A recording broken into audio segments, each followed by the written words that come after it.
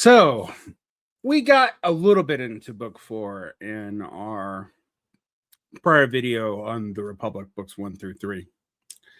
But we really need to get into book 4 in a little bit more detail.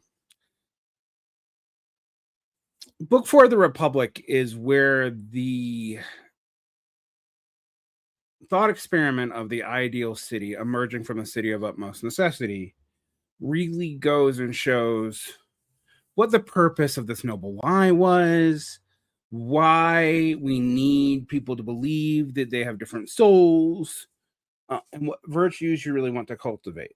Now, you could argue that Plato's entire proposition here is that the entire system of virtue is actually premised on a lie. So that's interesting.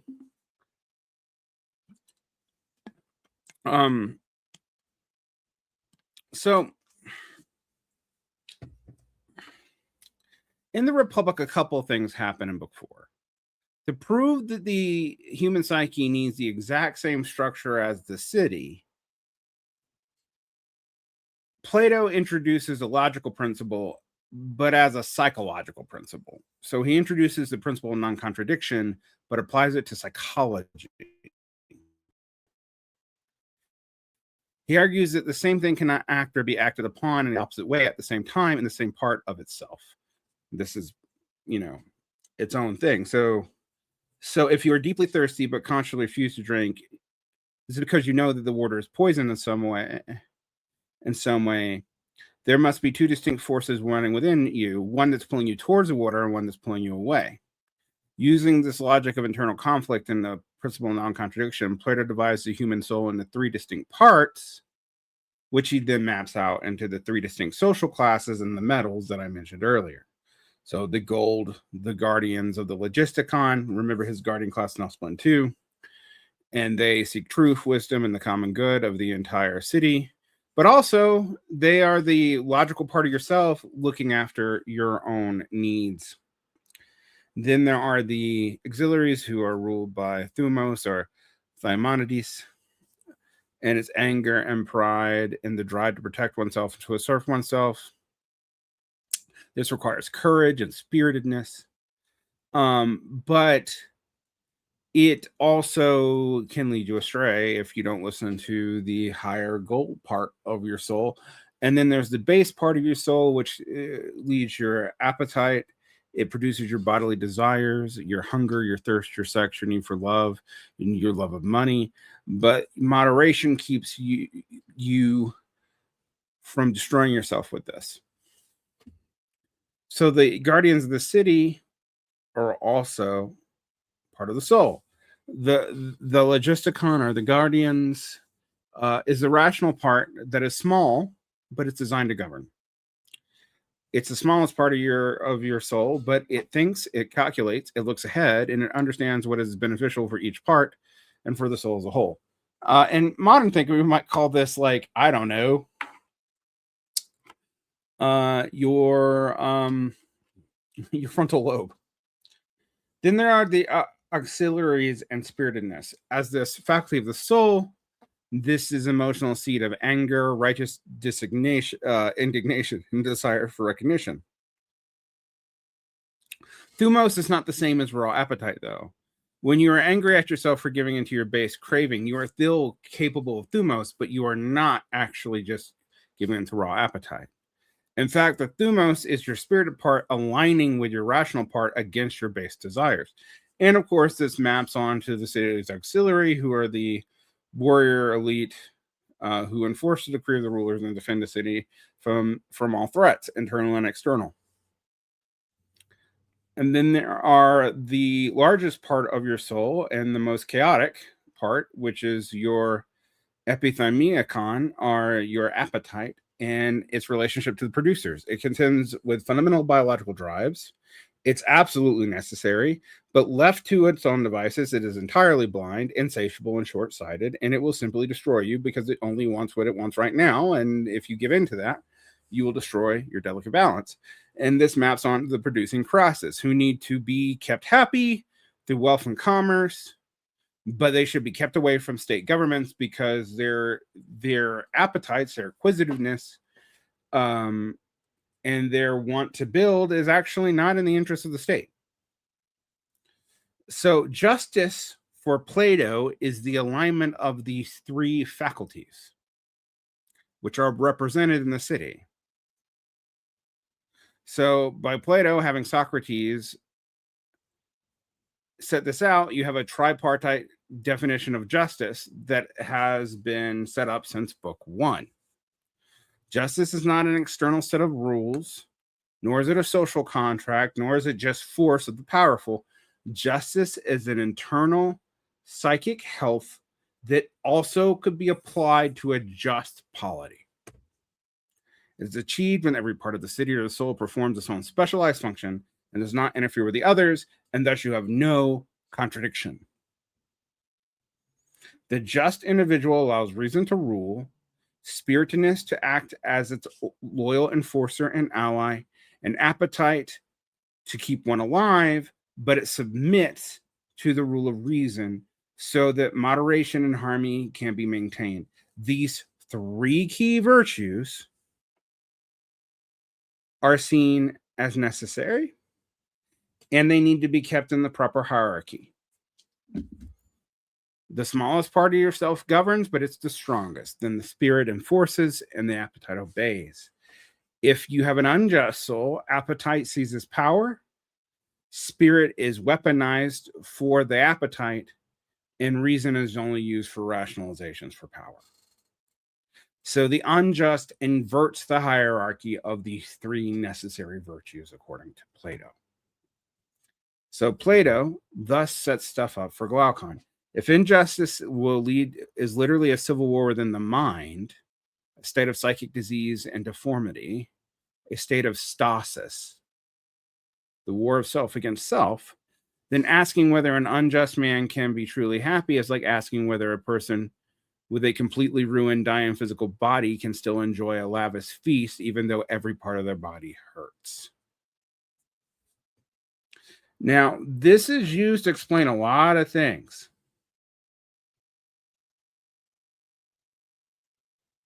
The tripartite soul again comes up in book 9 of the Republic, and we'll deal with that when we get to it. And this is where the stages of like aristocracy, timocracy, oligarchy, democracy, and tyranny all come up. So there's 5 types of stages of decay in Plato, as opposed to 4 that you see in Aristotle. And this dialogue itself informs Aristotle, informs Proclus. I don't agree with Plato about the reasoning, but these basic stages are actually assumed. Now, we'll come back to this because the city soul analogy becomes really important in book 8 and book 9 of the Republic. But also, let's look at structurally where this is. This is in book 4, leading up to book 5. This is in the center of the text. And I'm going to say later Platonic texts are actually really structurally interesting. They do kind of mirror modern structures where like key points happen at key parts in the text. And a lot of the key points happen in the beginning, in the middle, and the end. So just pay attention to that.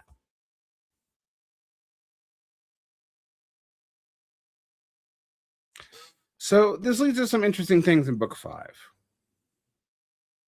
Socrates is about to sail into the discussion of corrupt regimes. And that's really going to come to a head, and as I implied in books 8 and 9. But Polemarchus, who gave us a definition in book 1, and Adimantus physically interrupt him. They demand that he stop speaking glittering generalities and explain something that he dropped in book 3, where he says that among the guardians, all are friends, and the friends share everything in common. This is what a lot of classes call the 3 waves of paradox. Socrates hesitates to answer the 2 men, and he warns that these ideas are so counterintuitive and radical, they will face a wave of ridicule. I might even say a tsunami of ridicule, although I wouldn't say a tsunami is actually probably the greatest translation of the Greek. which means that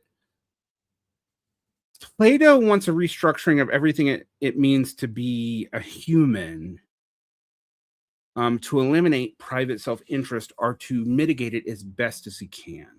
So the first thing that he says is that women and men should be equal.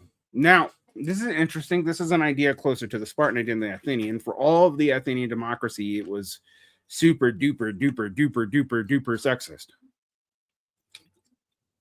Arguably, Spartan women had way more rights than Athenian women, despite the fact it was a more aristocratic warrior society based off of Helot slavery. So Socrates argues that the ideal city must utilize the talents of the entire population, not just half of it, not just the men. He asks a deceptively simple question. If a male guard dog and a female guard dog are both trained to hunt and watch, do we keep the female inside because she gives birth? He says, no, we hunt with both. So while acknowledging that men are on average physically stronger, Socrates argues that the capacity to rule is a function of the soul, not the body. A person's aptitude for medicine or philosophy or warfare has nothing to do with their bodily limitations alone. And if they're able-bodied, if they have a body that works, their reproductive organs are basically irrelevant. Therefore, according to Plato, women with gold or silver souls must receive the exact same education as men, including the same gymnastics, martial arts, and philosophy. To us, this sounds fairly progressive, but to ancient Athenians, this was shocking. Absolutely shocking. It meant that women should train stark naked alongside men in the gymnasium as young people. And Socrates also declares that what is useful is beautiful and only what is hurtful is ugly, which is an interesting argument that has no basis in reality, but it's fun. Then we have the second wave, which can seem to many people more authoritarian. To ensure the ruling class's absolute solidarity, the traditional family is abolished. Because the traditional family leads to tribes, and tribes lead to factions. No guardian parent may know their own biological children, and no child may know who their parents are. To prevent breeding of the elite from decaying, sexual relations are strictly controlled by the state through an elaborate and deceptive lottery system. The rulers are to arrange a marriage festival and rig it. The young guardians draw lots to see who they can mate with. However, the rulers have secretly rigged the lottery so the bravest, wisest warriors consciously breed with the best women, with the lesser warriors mating less frequently. The children of the leader instantly taken to a state nursery and managed by nurses. Socrates notes quietly that children born with deformities or born to inferior parents will be hidden away in an unspeakable and unseen place, which is a common euphemism for infanticide. This seems to be somewhat based off the Spartan system. Although the Spartans did not do away with the nuclear family. This is like taking a certain logic from the Spartan system and taking the logic of some kind of functional equality from the Athenian system and adding them together. Then, if no one knows their biological parents, how do they establish it? Well, Socrates knows that kinship is important. So he actually establishes a generational kinship system that is ruled by the state. Any child born between 7 and 10 months after a marriage festival is considered the sons or daughters of every adult who mated during that festival. So they have that entire grouping of potential parents are all treated as their parents. So people think that Socrates is just going to get away with kinship. No. He does know that kinship is going to still be psychologically necessary. So we just treat the parentage as all people who had who made it during the fertility festival, They're all the parents of all the children who were conceived 7 to 10 months after that festival. So you're a generation of the city is your parents. Part of the reason here is to eliminate the need for even the words for mine and not mine. All right. So if a guardian experiences pain, the entire the community is trained to feel and commiserate with it, just as the whole body winces when a single finger is hurt. Factionalism becomes structurally impossible because a guardian cannot sue, assault, or exploit a fellow citizen without potentially harming their own mother, brother, or child, because they are collective parents to collective children, and they don't know who their biological children is. So there's a real risk that they might actually still hurt their biological children if they care about that. It is not as unthought as a lot of people who explain this to you think. Then you need a philosopher king, who is the Glaucon loses patience and asks, okay, even if the city is beautiful in speech, is it actually possible? How can this ever exist in the real world? And Socrates gives the last of the three paradoxes. Until the philosophers rule as kings, or those who are now called kings or leading men generally insufficiently philosophize, cities will have no rest from evils, nor, I think, will the human race. So, if people think like me are in charge, then everything will be better. it's Plato's answer coming out of Socrates. Now, to defend this claim, which seems obviously self-interested from Glaucon's point of view, Socrates has to define what a true philosopher actually is and separates them from, that college dude on the couch or a sophist, because we don't want those damn sophists having power. So Socrates introduces a rigorous metaphysical distinction between the three states of the human mind. One is gnosis. And yes, Virginia, Platonism is where Christian Gnosticism probably comes from. It gets weird, and we're not going to get into all the weirdness of its metaphysics, but nonetheless. Gnosis is directed at eternal, unchanging, the perfect nature of the forms, which are not physical. And because they are not physical, they are absolute, stable, and infallible, just like the unmoved mover. All right. But the only people who know the forms are the philosophers, because they can understand the forms through math and their own innate understanding, gnosis. Then there is ignorance, agnosia, directed at what is not, which is pure non-existence. We are ignorant about what is non-existent. And then there is doxa. This is in the distinction between what is and what is not. It's a material physical world of sensory experience. A beautiful flower is a beautiful day, but it wilts and becomes ugly tomorrow. It participates in beauty, but is not beauty itself, because it is changing, and thus is changing. We have opinions or beliefs about it, and it is subject to doxa.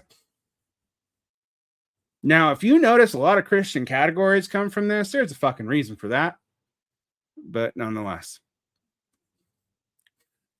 the philodoxa, or the love of opinions. This describes the average person, the artist, and the sophist.